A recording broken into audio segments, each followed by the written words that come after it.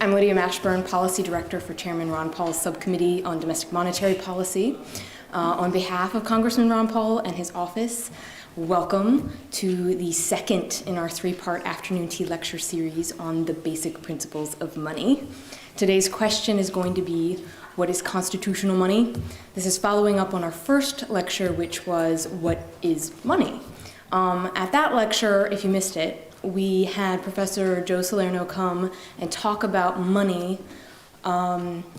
Essentially, money is a natural market-driven phenomenon that satisfies, fulfills the properties of indirect exchange. So money is a commodity. Throughout history, various entities or various things have fulfilled the role of money. Things salt, leather, cattle, and of course, silver and gold. So if money is this naturally occurring market phenomenon, why is it that governments are so involved in money? Which brings us to today's question. What is constitutional money? The founders they had a very particular understanding of money based on their own historical circumstances and some rather disastrous experiments with money that governments did. Based on this understanding, they put in some provisions in the Constitution to help ensure sound money existed throughout our great nation. Unfortunately, those provisions have been either misinterpreted, misunderstood, or completely forgotten. And I'd say today, it's pretty much we've completely forgotten why the founders put in certain provisions or what their understanding of those provisions was. So I am delighted to say that we have to talk to us about constitutional money. We have Dr. Edwin Vieira, Jr. Dr. Vieira holds 4 degrees from Harvard, including his JD as well as his PhD. He's also the author of this lovely work, Pieces of 8. This is 2 volumes, more than 1,700 pages on constitutional money. Its full title is Pieces of 8, The Monetary Powers and Disabilities of the U.S. Constitution. So to give us sort of a Cliff Notes version of this magnum opus, he will be answering the question, what is constitutional money? So please join me in welcoming Dr. Ed Vieira.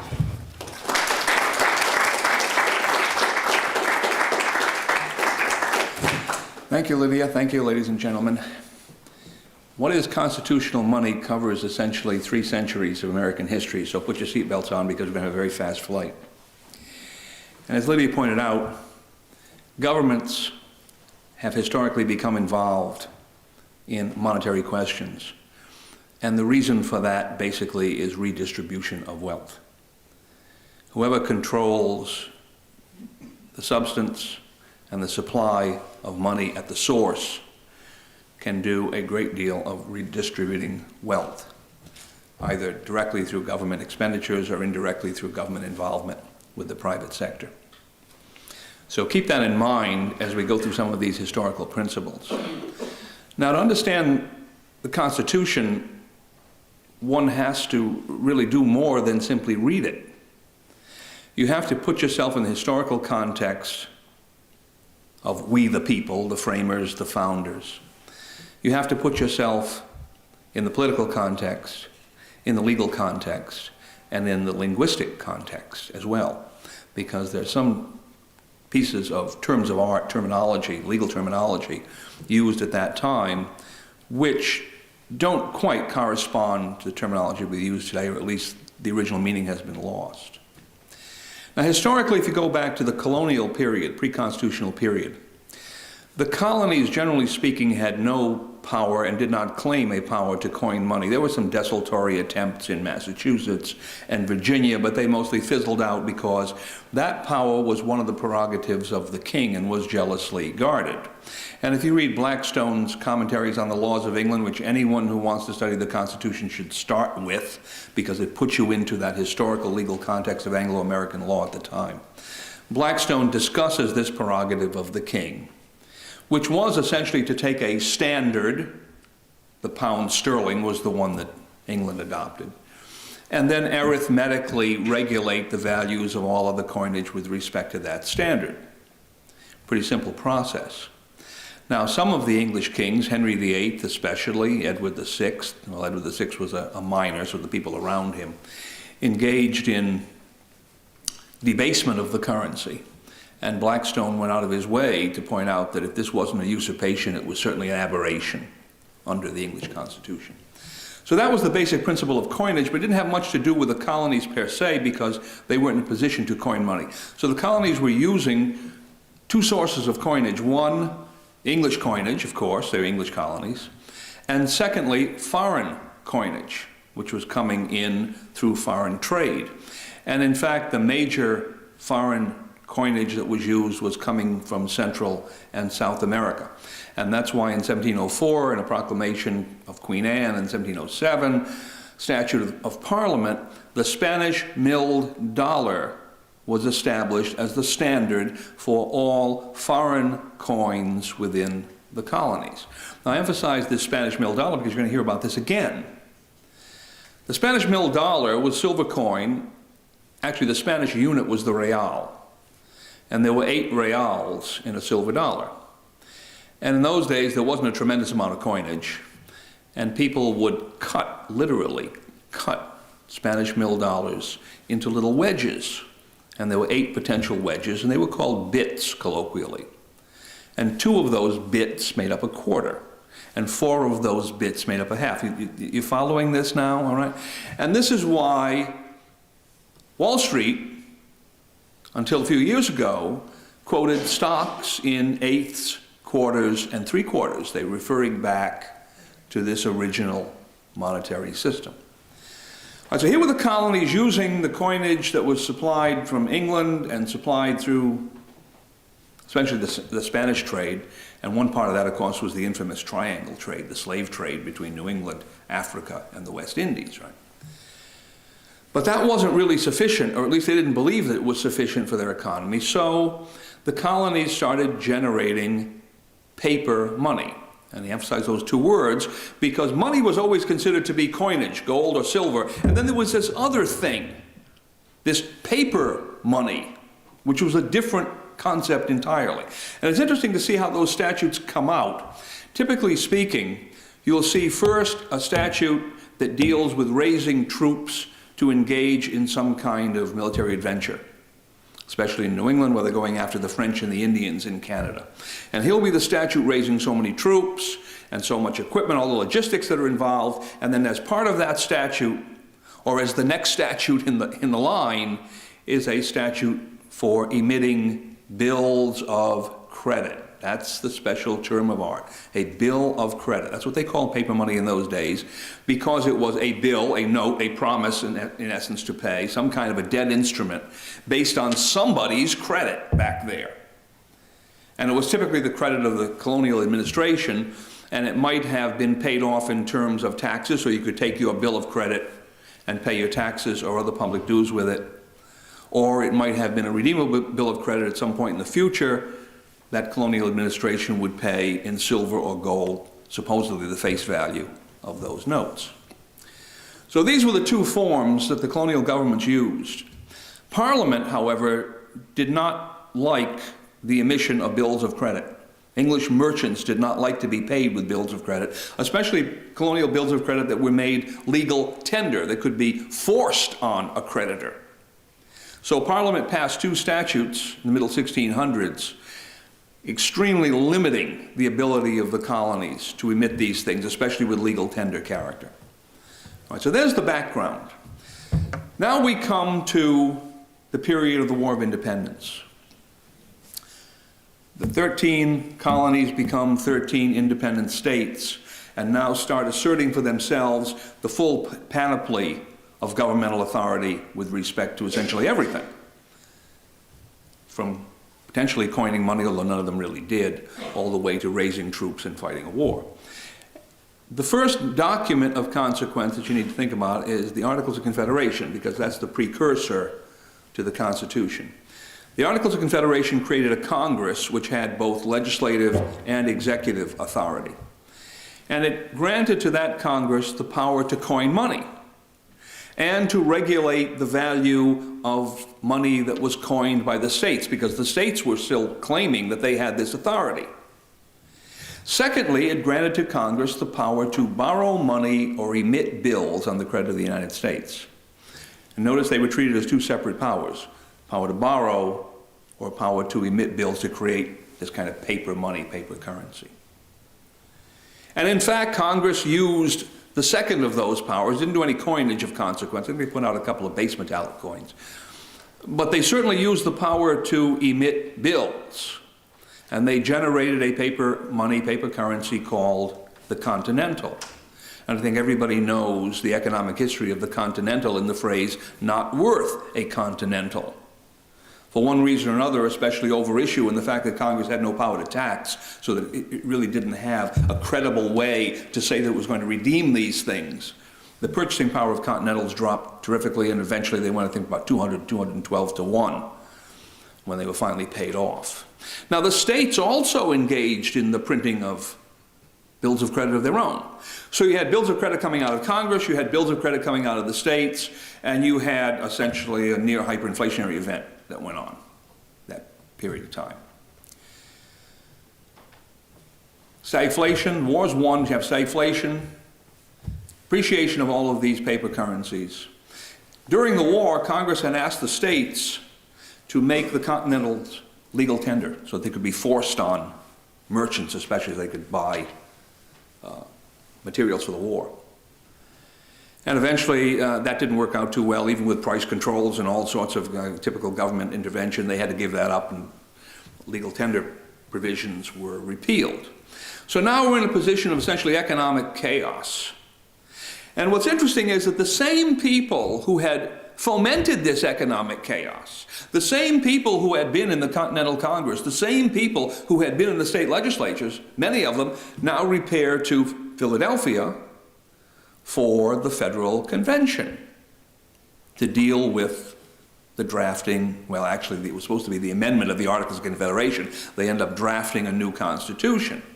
And this has always struck me as a fascinating thing, because it's one of the few instances, maybe the only instance that I know of in world history, where the politicians who had made these blunders turned around and said to themselves, we made a mistake, and then corrected it.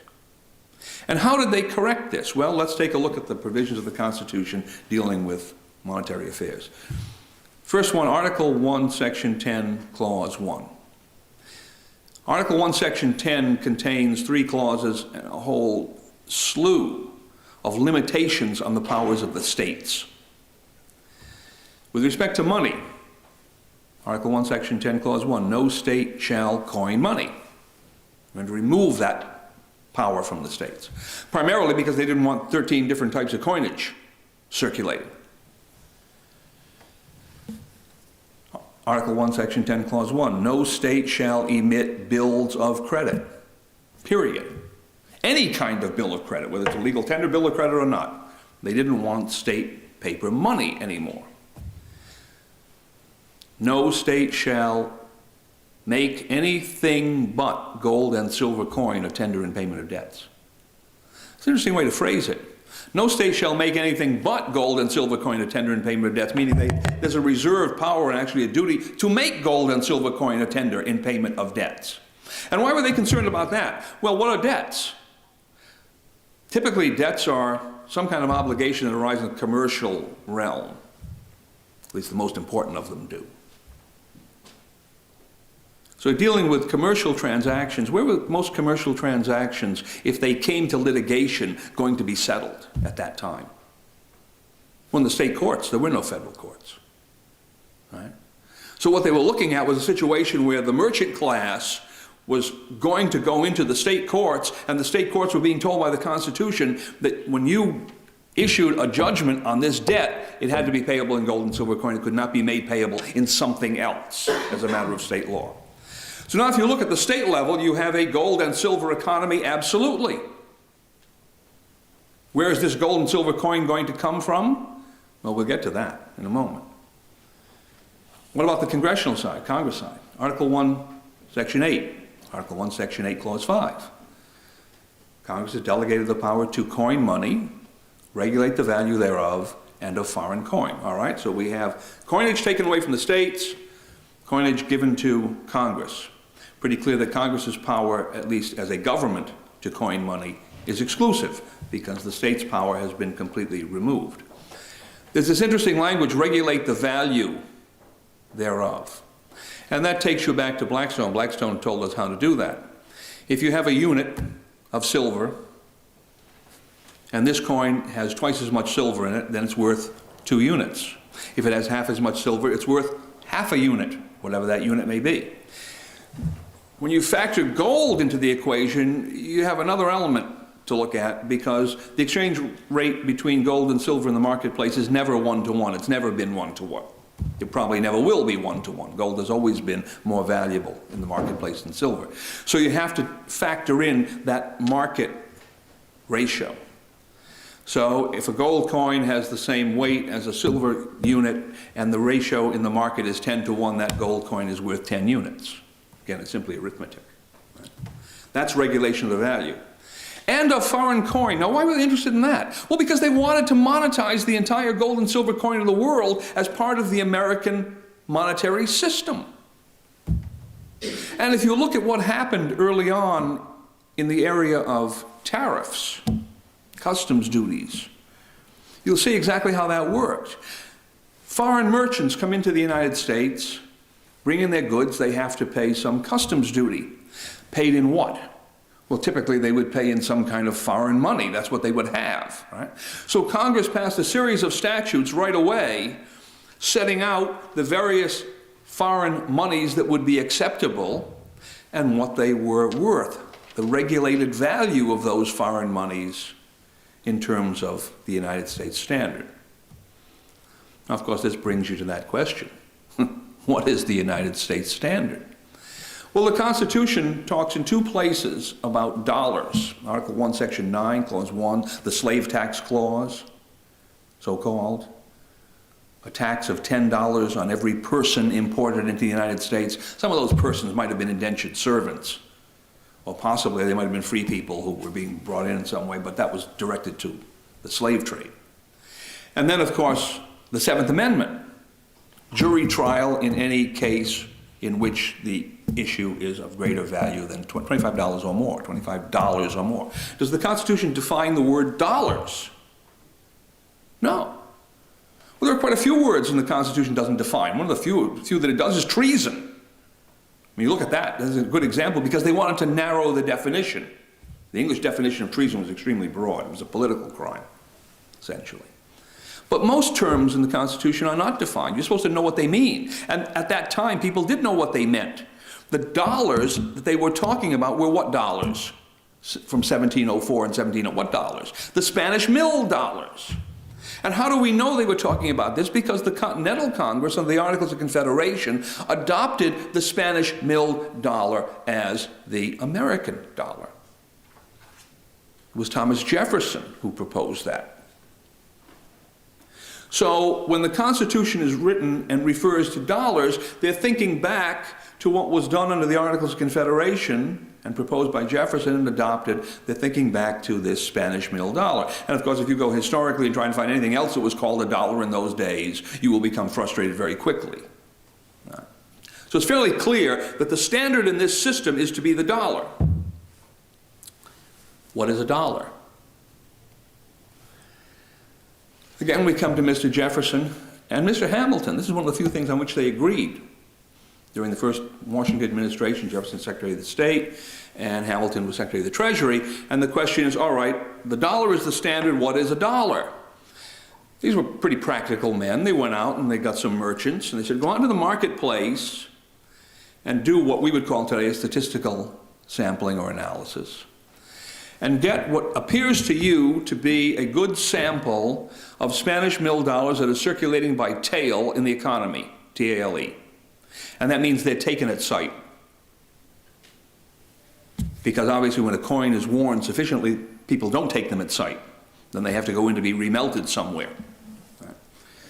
Some of these would be pristine, and some of them would be worn almost to the point at which they no longer be taken.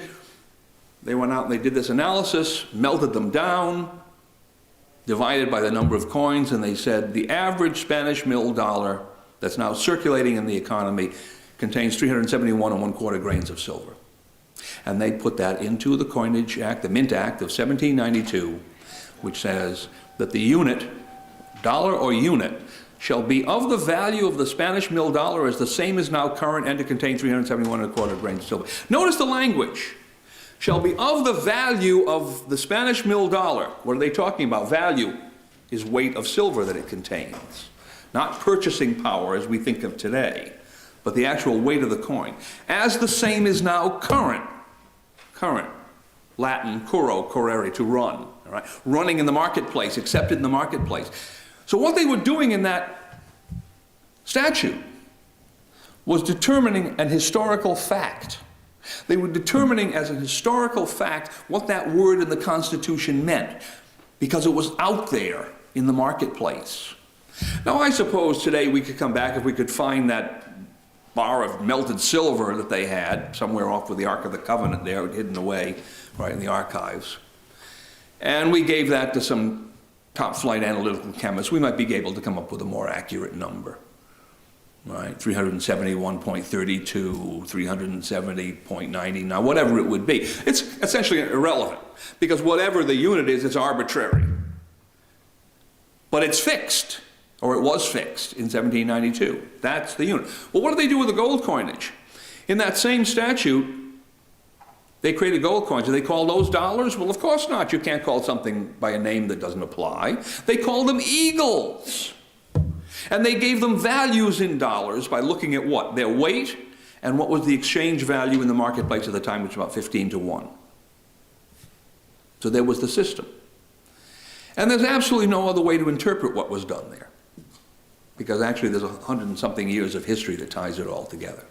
So there you have the coinage system. Now the problem in that coinage system was the gold-silver ratio. Because I said the gold-silver ratio is not fixed, never has been. Typically, for several hundred years before American War of Independence, it fluctuated a little between 14.5 and 15 and so forth. I mean, it was relatively stable, and given the lack of ability for information to be transferred from one place to another, it worked fairly well. And so they adopted that principle, the so-called bimetallic standard, a fixed exchange ratio between silver and gold in that statute. And that was their mistake, their practical mistake. I'll tell you about that a little later. Now, what about paper currency? Well, go back to Article 1, Section 10, Clause 1. No state shall emit bills of credit. End of discussion. That was their word for paper currency. There shall be no official paper currency coming out of the states. What about Congress?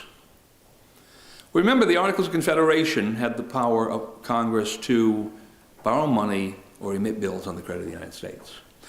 And the first draft of the Constitution in the Federal Convention essentially borrowed that language directly from the Articles of Confederation. In fact, you'll find a lot of language in the original draft of the Constitution and even in the final draft of the Constitution that you can trace right back to the Articles of Confederation. So it was proposed initially that Congress should have the power to borrow money and emit bills. And for those who are interested in reading legislative history, as I assume you are, being connected with the legislature, if you read Madison's notes on the debate with respect to that provision of the Constitution, Article 1, Section 8, Clause 2, you'll see that there was a tremendous dispute over those three words, and emit bills. Some people wanted them left in because they thought Congress should be able to emit paper currency in an emergency, at least. Some of them wanted them absolutely to be removed. There were two delegates who said they would vote against the whole Constitution if those three words were not removed. and they were removed. And if you read Ferrand's notes on the Constitutional Convention, he has Luther Martin's report to the Maryland legislature. Luther Martin was one of Maryland's delegates. And Martin makes it very clear. He says, by the removal of those three words, you've absolutely disabled Congress from emitting paper money. Why? Because Congress has only the power that's granted to it. Congress, this Congress especially, did not exist prior to the Constitution of the United States. So there's absolutely no way that you can find an implied authority in this entity when it was proposed to give it that power and those three words were removed. So 1788, 1791, Bill of Rights, that period of time, what do we have? We have a system that's running, in principle, entirely on a gold and silver coin basis, as official money. I say as official money because nothing in the Constitution would preclude private parties from engaging in banking. And typically what banks did then, and they do now, at least through the Federal Reserve cartel, but individual banks did then, was to emit their own bills of credit, private bills of credit, bank notes, which typically they promised to redeem in gold or silver, usually on demand, so that they'd push the circulation. But there's nothing in the Constitution that would prevent that kind of activity, except insofar as it was fraudulent, and then the Commerce Clause, for instance, would come into play, or the state police powers could come into play. All right. So you had a private sector monetary system that would depend upon honest bankers. And then you had an official system that was based entirely on gold and silver. Why? Because that's the one system that prevents the government from redistributing wealth. Unless the government happens to have gold and silver mines, where does the coinage come from? It comes from the free market through some minter. And the system of minting that you find in the Mint Act of 1792 is what was called free coinage. The mint was open to all the gold and silver that might be brought from the marketplace. And it would cost the individual who brought that gold and silver nothing to have it converted into coinage. They were essentially treating coinage as a public utility. Or if the individual wanted to take his coinage immediately, then he had to pay a premium for that. But basically the government's role was to mint gold and silver, and by putting a stamp on those coins defined in the statute, to certify what the weight of gold and silver was in the official coins that were coming out of the mint. Period. End of discussion. Now we go back to the point I was discussing a little bit earlier, the gold-silver ratio. Of course, the gold-silver ratio changed fairly quickly after the 1792 Mint Act. Moved up, went from the 15 to the 16 level. So comes the statute of 1834, Coinage Act of 1834. Congress now recognizes this problem. And they engaged in regulation of the older coinage, changed its the value of the older gold coinage, and they came up with a new gold coinage that would reflect this new 16-to-1 ratio.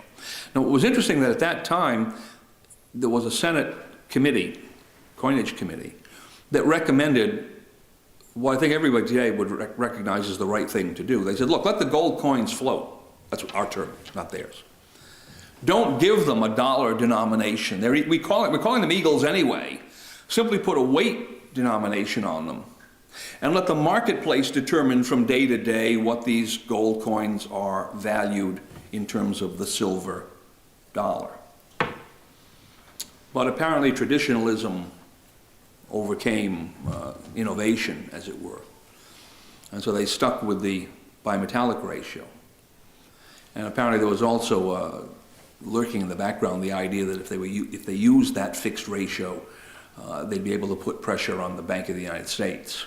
So there was a political brouhaha in the background. So there was a point at which a great deal of future difficulties could have been avoided, but weren't. The next example of that is 1849. A gold dollar was coined, very small coin, looked like a button. And in principle, I suppose one could say, well, if what you're talking about there is a gold dollar that has, a gold coin that has the value of $1, that's all right. But in fact, it began to have people think of a gold dollar as opposed to a silver dollar. Well, silver dollar is redundancy, right? A gold dollar. So now this is the beginning of the gold-silver political controversy, which eventually breaks out in a large scale after the Civil War, 1873. All right, now let's go back to paper money. No paper money being generated out of the Treasury, no paper money being generated out of the states, paper money being generated out of banks. But there was this, let me call it incestuous relationship between Congress and the banking system. Alexander Hamilton said it very well. He said, well, we need to have the merchants on the side of the government. And to have the merchants on the side of the government, we have to give them a certain amount of special interest legislation. He didn't put it quite that way, but that's what he meant. And the Bank of the United States was one of those pieces of special interest legislation. It was a private entity. The government of the United States had some influence over the selection of the directors. And it was generating its own banknotes. So you had the first Bank of the United States, that wasn't renewed. You had the second Bank of the United States, famous bank fight with Jackson, and the charter was not renewed. And by the time you get to the Civil War, you don't even have a connection between the government of the United States and private banking. We had these two episodes, and they're gone. At the state level, there were a lot of state banks, private state banks chartered by the state governments. So the system is pretty much the same as it was at the beginning. Now comes the Civil War. Union government had a problem. It was an unpopular war. There were a lot of Southern sympathizers, even to the extent of being the so-called Copperheads, really sympathizers of the South. There's great difficulty in raising taxation to the level necessary to pay for this war. The banks were charging astronomical rates of interest. So now the Union Congress found itself in a fiscal squeeze. So what did they do? Well, Salmon P. Chase, Secretary of the Treasury, comes forward and says, aha, we're going to do the same thing that I told you they did in the colonial period, right? Whenever they had a war, what was the first thing they did after they raised the troops? They printed paper money. So 1862, February of 1862, the first paper money under the government of the United States, under the Constitution, purportedly under the Constitution, is emitted. The so-called greenbacks, because on one side they were printed with green ink. And these were made legal tender and lawful money, legal tender for payment of all debts and lawful money. And supposedly they were going to be redeemed, but they weren't redeemed during the war because the government was not redeeming anything. They were just what's called suspension of specie payments during the war. So now we have gold and silver coinage and these irredeemable legal tender paper notes. Comes the end of the war. You had two political parties, if you will. You had a greenback party, a greenback movement that wanted to expand the paper money. They thought this was a great idea. And then you had the sound money movement that wanted to redeem and then remove the paper money entirely. So they compromised. And the compromise was that the paper money would be redeemed as it came into the Treasury for gold and silver coin, but then the Treasury could re-emit that paper money. And here's where the Supreme Court comes into play, because there were two interesting cases dealing with the constitutionality of paper money. First is the Knox case, 1871, and there's a Juilliard case in 1884, I guess. And the question in the Knox case was, is this stuff constitutional? And it was a 5-4 decision. Interestingly enough, Salmon P. Chase had become the Chief Justice of the Supreme Court in the interim. And he was in the minority. He said, oh no, I was wrong. This is unconstitutional. I should never have done this. But it didn't matter. There were a bunch of railroad lawyers on the court by then, Republicans. And not to knock the Republicans, but it was a political point of view in this. And they said, look, this was necessary to win the war. This was an emergency legislation. It was necessary to win the war. And besides, we can't go back now and declare it unconstitutional and unwind all of these contracts that have been made in it. Now that was false, because in fact there were a whole series of cases in which they unwound contracts that had been made in Confederate money and had come up through the court system to determine whether those contracts could be enforced. So But that was the basis, an emergency piece of legislation. Well, now comes the reemission of the Treasury notes. And somebody noticed, wait a minute, we're not in an emergency anymore. There's no war going on here. There was another challenge, Giuliani versus Greenman case, and the Supreme Court said, well, yeah, we said that about an emergency then, but actually it's for Congress to decide when it should do this. And see, this is the incremental way the Constitution has been subverted, really. And I lay it all at the doorstep of the Supreme Court. They don't operate properly in dealing with this, with the Constitution. They treat the Constitution as some kind of common law document, which it isn't. But in any event, there we had it. So now we have paper money as a permanent fixture in the system, but it's paper money that is redeemable in gold or silver. Even the earlier decision had pointed that out. And it's paper money that issues from where? From the United States Treasury, right? Not from a private institution of some kind. Now, meanwhile, the banks are coming into closer involvement with the government. Civil War, you have the National Currency Act, the creation of the national banking system. We still have those banks today, the national banks, Chase Manhattan Bank, National Bank, Wachovia, National Bank, right? Is it still around, Wachovia? Well, whatever. Okay. National banks. Comes from the Civil War, 1863 and 1864. Two statutes were passed. That system was a kind of a cartel because you had the rural banks and you had the small city banks and the big city banks, and the rural banks were supposed to deposit their money in the larger banks, and the larger banks would deposit in the big city banks, which were New York and Chicago. So it was a way to essentially focus financial resources behind the big players, essentially in Wall Street and Chicago. But it was limited because the currency depended upon the banks buying U.S. bonds and depositing the bonds with the Treasury, and then they could emit currency 90% of the value of their bonds. And this was a period in time when the United States government and the people were not particularly interested in extending public indebtedness. They had huge public indebtedness from the Civil War. So there was a restriction on the banks. Well, banks don't like restrictions on the emission of currency, because how do they make their money? They emit currency at interest, right? So the more they can emit, the more in return they make. They didn't like that. Well, fractional reserve banking, you probably heard, if you heard Joe Salerno, he'll tell you fractional reserve banking is an inherently unstable process, and so we had a series of bank crises from the Civil War through the turn of the 20th century, and eventually the big one, 1907. And during this period of time, the bankers came up with the idea, well, we need a central bank. This cartel structure we have is too loose. We need to bring it together with a lender of last resort, a capstone. And this is the basis of the Federal Reserve System. Now, the Federal Reserve System is interesting because Federal Reserve notes are not simply notes of a private banking system or bank cartel or private individual banks. Although all the Federal Reserve regional banks and all the commercial banks are all private institutions, thank you very much. Federal Reserve notes were made obligations of the United States. So now you have the American people on the hook for this banking system. Now, they were also originally to be redeemed in lawful money or gold. But the banks actually didn't have to redeem in gold. The Treasury had to redeem in gold. So once again, you had the U.S. Treasury on the hook as the ultimate surety of this system. Well, the system was sold on the basis that this was scientific management of currency. We would no longer have depressions, we would no longer have stringencies, we would no longer have inflations. All that stuff that we had in the 19th century would be gone. 20 years later, the greatest depression the world had ever seen. Okay. Now, what's fascinating here is, I'm going to have to stop in a moment, so I'm just going to tell you about Franklin Roosevelt. Here Franklin Roosevelt comes in. And what he wanted to do was to raise prices.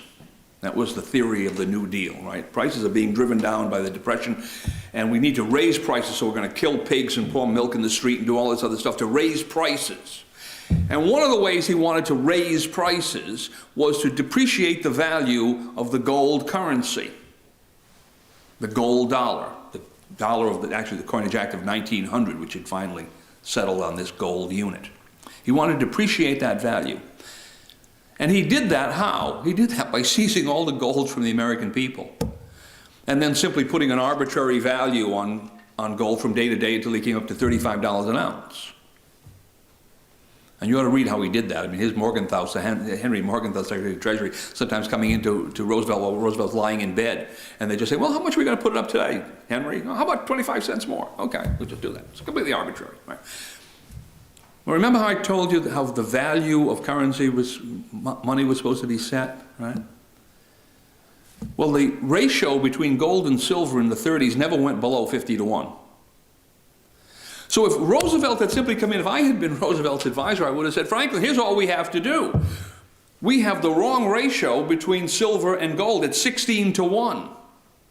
If we put in the correct ratio, let's say it's 51-1, that will effectively depreciate the value of the gold coinage versus silver, and we'll get what you want constitutionally. And we won't have to seize the gold from the American people, and we won't have to prohibit gold clause contracts, and we won't have to have this huge political brouhaha if we would just follow the Constitution. Oh, and by the way, we can depreciate it far more than Congress is willing to let you depreciate it now. They're only willing to let you depreciate it 60%. We can depreciate it 76%. So it really would have been valuable if Franklin Roosevelt and Henry Morgenthau and the people around them had known a little bit, just a little bit, about the constitutional principles of money. So where are we today? Well, the answer where we are today is we have an irredeemable paper currency, actually electronic currency, because most of it is just generated on account books, electronic account books, right? An irredeemable paper currency coming out of a private banking cartel for which the American people are on the hook in some kind of bailouts, because of course the bank cartel comes to us and says, oh, we've made terrible mistakes, we'll admit that, and now they may be fatal to the economy if you don't bail us out. And of course they'll be worse next year, and you can bail us out next year and they'll be worse. I mean, right, this thing just perpetuates. So this is the system we have now. And I would suggest that this is even worse than the worst events that occurred under the colonial and state systems prior to the Constitution. Because there is absolutely no control on this system whatsoever, except for one. Actually, there are two, because the states can take action. You're going to see, I think, in the next couple of years, action being taken by the states to deal with alternative currencies. Section 30 of the Federal Reserve Act. You know what Section 30 of the Federal Reserve Act does? Section 30 of the Federal Reserve Act, Congress retains the right to alter, amend, or repeal the legislation at any time. And why is that even there? I mean, most of the statutes you people see, there's no provision like that says Congress retains the right to repeal this. Well, of course Congress has the right to repeal it, because they recognize that those banks were private entities, and by creating this charter and giving them these powers, some smart lawyer in the future might come along and say, wait a minute, you can't take these away because you've made a contract with us.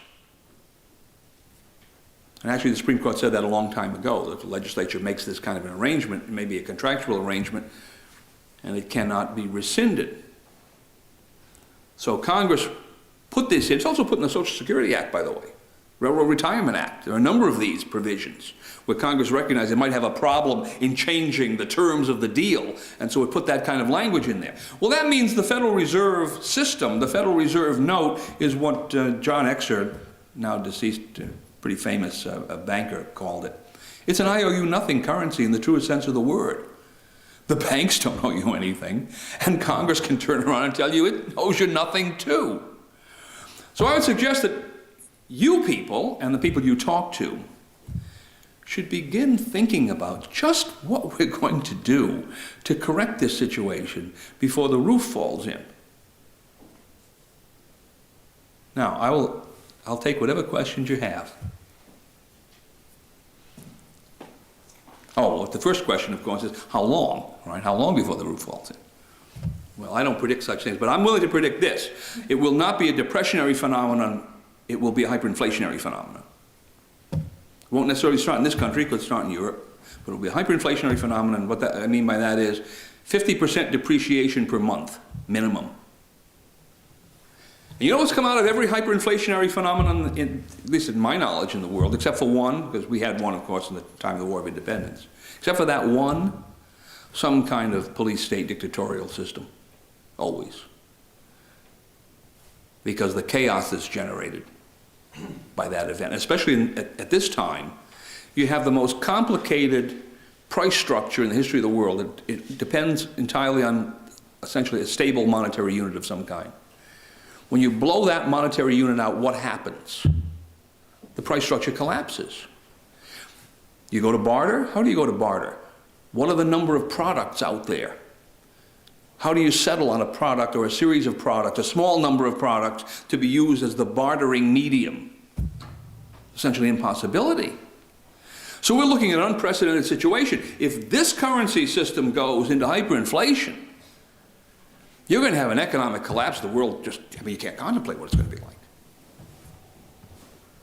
That's why I say somebody has got to begin to think about what will be the alternative currency if this one goes down. And don't tell me this one won't go down. It's already gone down once. 1932. Well, 1930 to 1932, I mean, a period of time. It's already gone down once. And that was when it was on a 40% gold reserve, thank you very much. 40% behind the notes and 35% behind the demand deposits at the Federal Reserve regional banks. And that wasn't enough. Now you have no reserve. So this is like the Titanic, right? I mean, the Titanic had the one possibility that someone might have gotten there in time. There's nobody coming to help us. It's going to have to be done, sorry to say, right here. Because the system is now essentially out of control. And I think you see that especially in Europe now. I've been watching the Italian situation now, and you can smell the panic coming over the internet from this. Now I know Italians, you know, they're kind of voluble and so forth. These are not Italians that are the ones who are panicking. I think most of them are Germans, actually. But you can just, you can smell it coming out of Europe. And who's going to bail them out? Do we have a guess as to who's going to do that? Huh? It's going to be Mr. Bernanke. Because they cannot face, and I think correctly so, they cannot face the consequences of a depression. Can you imagine what a 1930s style depression in this country would be like? That's what they don't want to have happen. And the one tool that they have that they think can prevent that in the short term is what?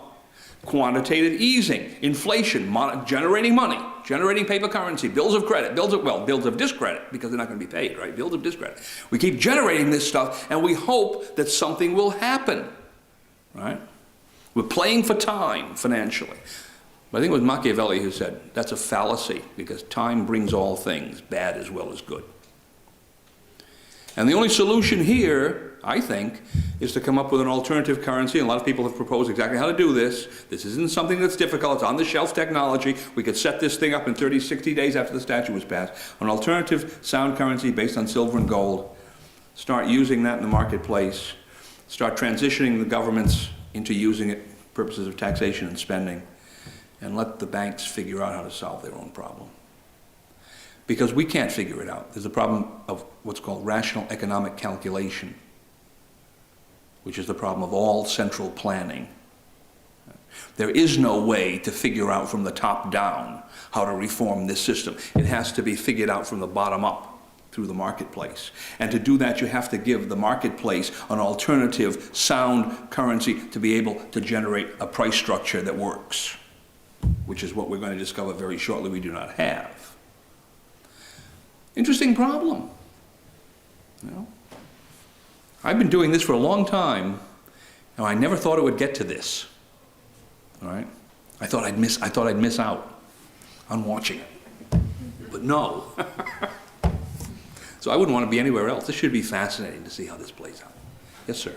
I'm just curious whether you have any view with regard to the sort of little baby steps which a couple of states take. I believe Utah, perhaps Virginia as well, to perhaps protect themselves from federal government, give themselves the leeway to do what you suggested for themselves in the event that the U.S. dollar becomes so unstable that they need to protect sort of their own folks or their own economies. Well, yeah, I know about these things because I've been involved in a lot of them going back for several years. New Hampshire to begin with, and then Montana. Virginia, we're trying to get them to, the Virginia legislature to come up with a commission to study this problem, primarily to educate the legislators. And most state legislators have never thought about this. They treat it as some kind of federal problem. It doesn't relate to them. But basically the idea is exactly what I said. The state adopts an alternative currency unit, which is actual silver, actual gold. I'd like to see that done on the electronic basis because that has already been tested out in the marketplace. Those systems are there, they work. You can funnel any kind of gold and silver into them. It doesn't have to be a particular kind of coinage, it can be bullion.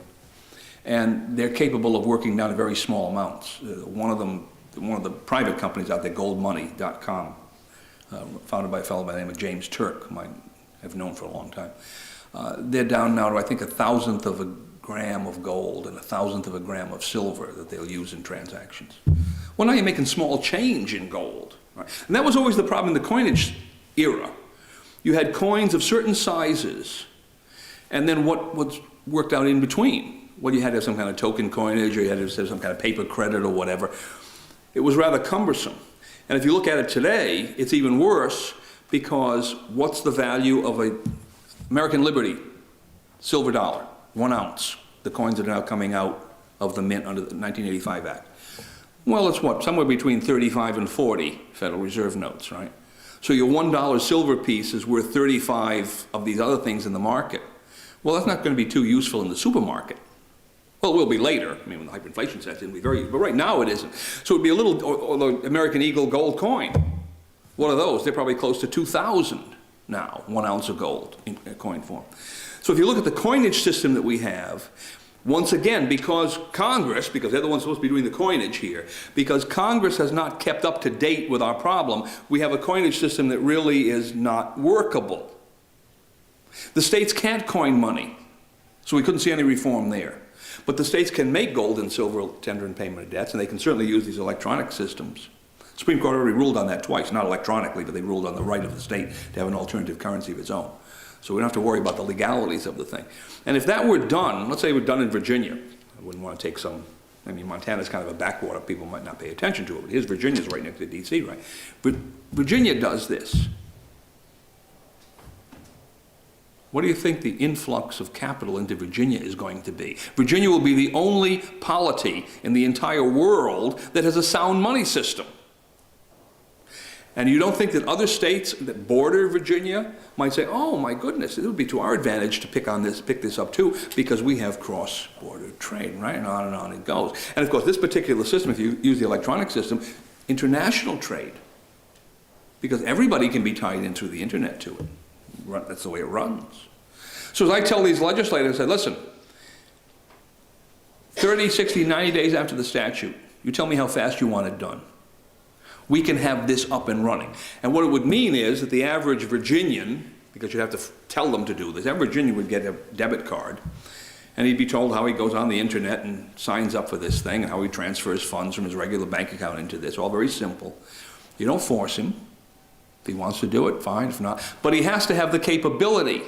And then the state simply starts taxing in the alternative currency and paying out from that tax fund to creditors of the state, first come, first served, who ask for it. What do you think is going to happen? Those creditors are going to deplete that fund as fast as it is built up. And then the treasurer is going to come back to the General Assembly in Virginia and say, I need to expand the tax base here. And pretty soon, you're going to have the Commonwealth of Virginia on a gold-silver basis treating Federal Reserve notes as a foreign currency, because they may need Federal Reserve notes for something, right?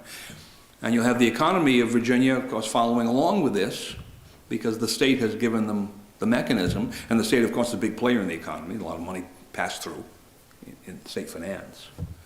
And now you've shown how it could work. And my view of the thing is, if people have two choices, a relatively sound currency here and a rotting vegetable currency over here, which one are they going to choose? Well, they're going to choose this one, of course. That's the reversal of Gresham's law. Right? Gresham's law says what? Bad money drives good out of circulation. That's the way it's usually formulated. It's actually Aristophanes' law. I think it's in the play The Frogs. It goes back to the ancient Greeks. Gresham didn't invent it. But anything. Why is that true? Because if I have bad money in one pocket and good money in the other, and you're willing to take the bad money, what am I going to give you? The bad money, right? Think of Mommy with Jimmy, and there's Jimmy and Billy playing in the sandbox, and Billy's crying because Jimmy will not let Billy use one of his toy soldiers, and Mommy says, be fair, Jim, let him use one of your toy soldiers. Which one of the toy soldiers is he going to give to the other child? The nice one that's beautifully painted, or the one with one arm that's broken off and the head that's twisted? Well, you tell me. I mean, that's Gresham's law, right? It's at the kindergarten level of intelligence here. But it works the other way too. If I'm going to you to make a contract, I'm going to demand what? The bad money or the good money? I'm going to demand the good money, right?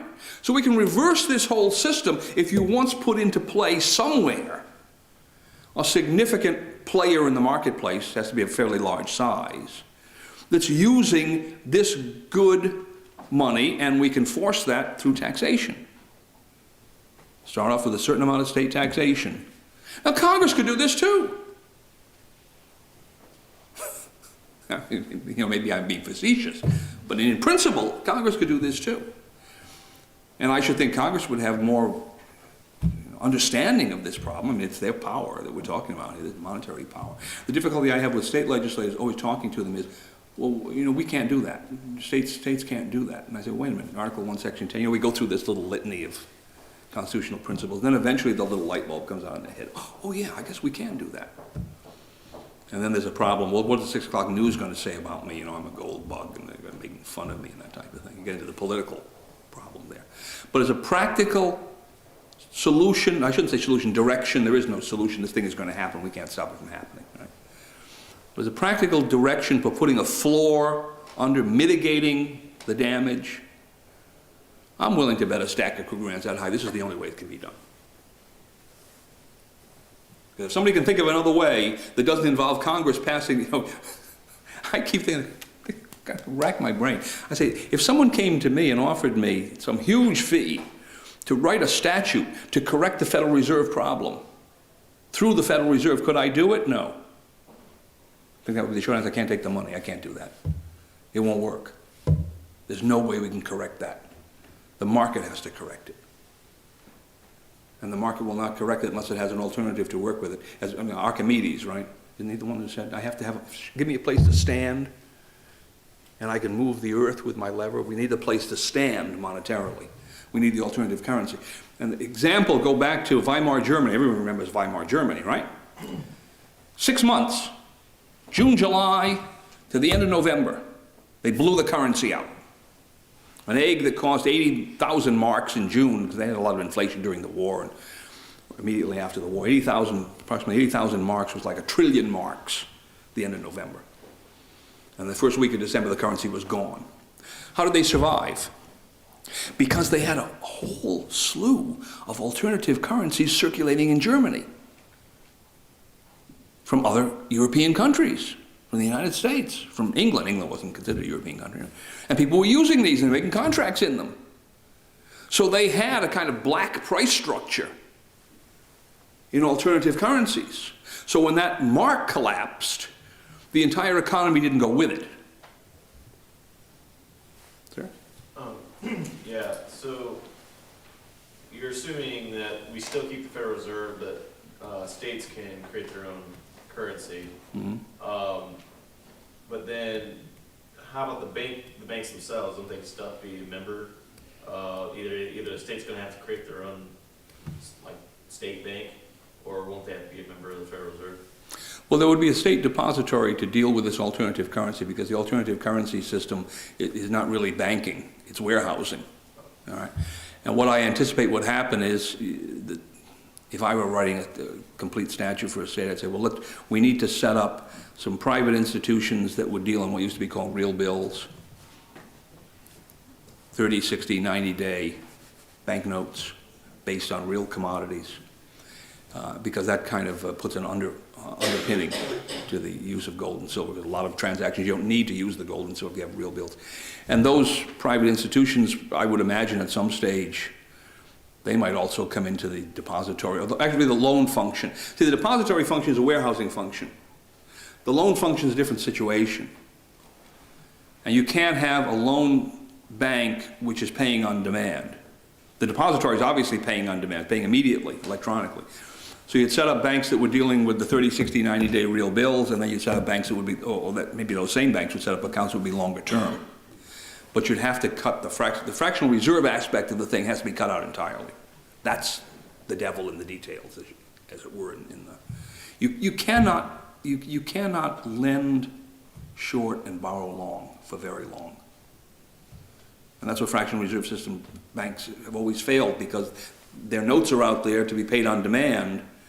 They don't have 100% reserve to pay those notes, leaving aside whether that's inherently fraudulent or not. I guess it wouldn't be if people were completely told about it. But the other assets that might be fed into that pool, they're not on demand. Who knows how long those assets may be until they're paid. And then the banks invariably get into these squeezes because they extend themselves too much. And there's only one way to get around that, and that's to prevent it in the beginning. So our problem is we've painted ourselves in, and I'll say we, I don't want to include myself. Somebody out there has painted me into a corner, and you as well. We're painted into this corner. And either we're going to go down with the Titanic, or we're going to get in a lifeboat and row away. And that's the difference between the Titanic situation and our situation. On the Titanic, they didn't have enough lifeboats, and they didn't have a way to build any more. We don't have enough lifeboats now, but we have 50 ways to build them. This can be done at the state level. And I don't say there won't be a lot of wailing and gnashing of teeth economically, and a lot of people won't be very, very sorry that we put up this system and ran it as long as we did, ran into the ground. But that's not my problem. My problem, I'm the kind of the salvage yard guy here, right? You've brought me this mess, and you say, clean this up. Well, this is the most I can do. Right? It's going to be trauma surgery. You got to lose the leg. Don't blame me. You shouldn't have been driving drunk. Oh, well, look, I know this. You know, I sound so pessimistic, but you know what the definition of a pessimist is? He's an optimist who knows the facts. Thank you.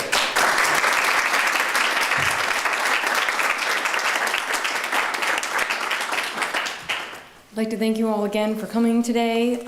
We have our third and final lecture will be in December. Details coming shortly. Just for one quick exposition, this is an 8 realis. This is a federal, well, there went a Federal Reserve note. Which one do you want? I don't know. So please give one more round of applause for Dr. Vieira.